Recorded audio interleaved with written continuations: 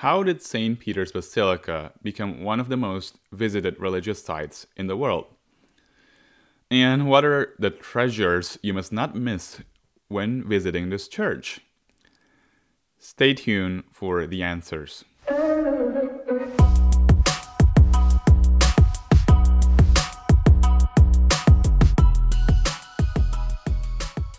St. Peter's Basilica was founded in the 4th century by the Roman Emperor Constantine.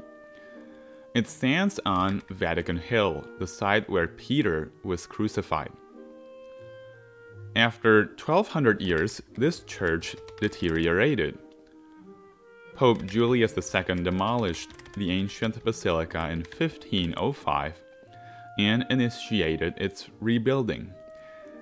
This reconstruction, which lasted for almost 120 years, was concluded during the papacy of Paul V in 1614. It is the work of the world's best architects and artists, such as Bramante, Raphael, Michelangelo, Carlo Maderno, Gian Lorenzo Bernini, and Giacomo della Porta. St. Peter's Basilica is Rome's largest church, spanning over 22,000 square meters. It is equivalent to 3 soccer fields. Until 1989, St. Peter's was the largest church in the world. In that year, though, it was exceeded in size by the newly built basilica in Yamoussoukro, Ivory Coast, Africa. Now, there are so many beautiful things to see at St. Peter's that we can easily get overwhelmed. To help you get the most out of your next visit, here's a list of things you should focus on in no particular order. When you enter the basilica, directly on your right stands Michelangelo's Pietà. It is a sculpture depicting Jesus and Mary at Golgotha. Michelangelo worked on it for 10 years. He was only 23 years old when he finished it. It is the only work he ever signed.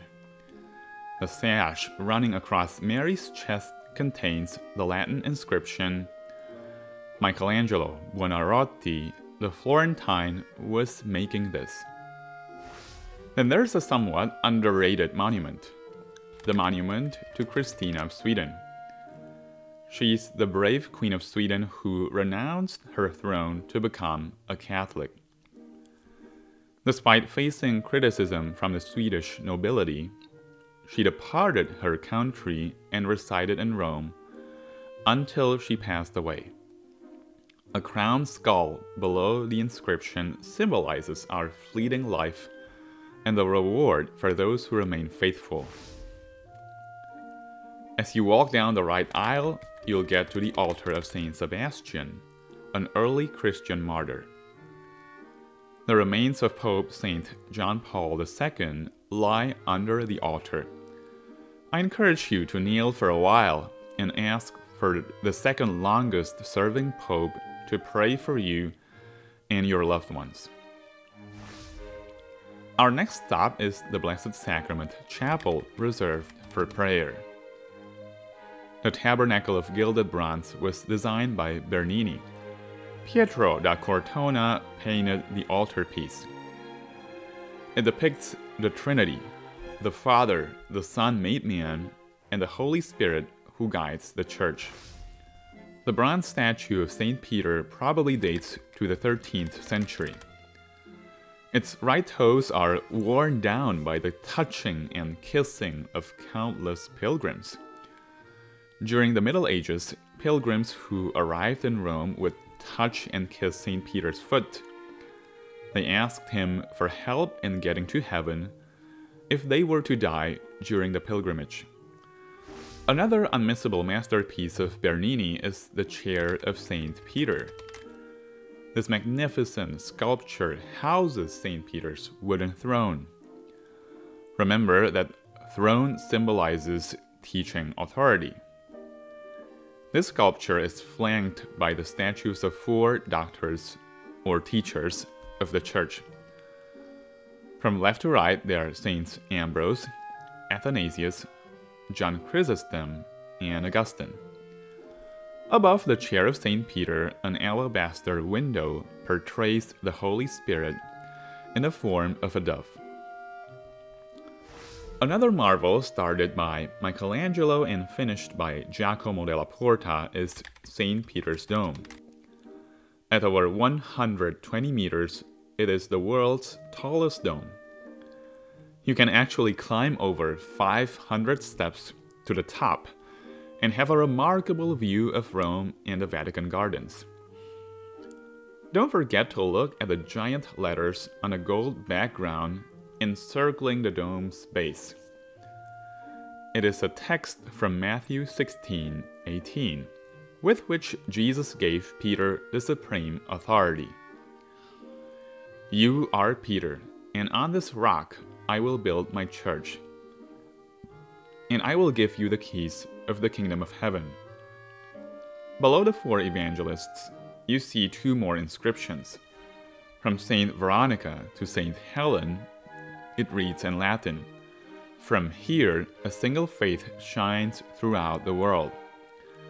And from Saint Longinus to Saint Andrew, it says, "From here the unity of the priesthood is born."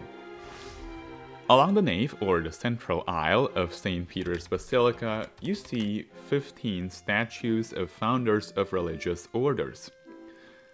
They always impress me. You will identify Saints Louis de Montfort, Saint Ignatius Loyola, John Bosco, Philip Neri, Vincent de Paul, Teresa of Jesus, and many more.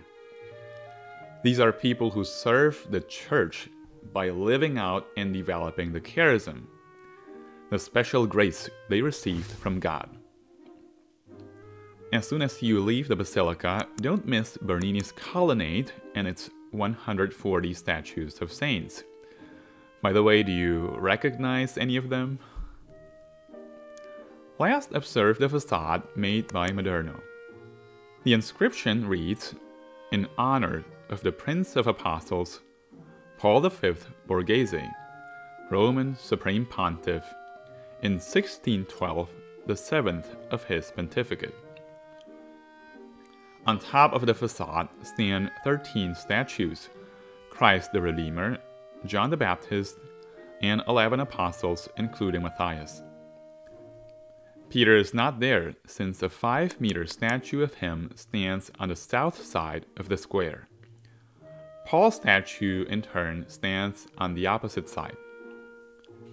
If you haven't watched the first part of this video on St. Peter's life, follow the link in the description. And by the way, do you know that you can gain a plenary indulgence by visiting St. Peter's Basilica? For more about this, check out my video on indulgence. Link also in the description. God bless.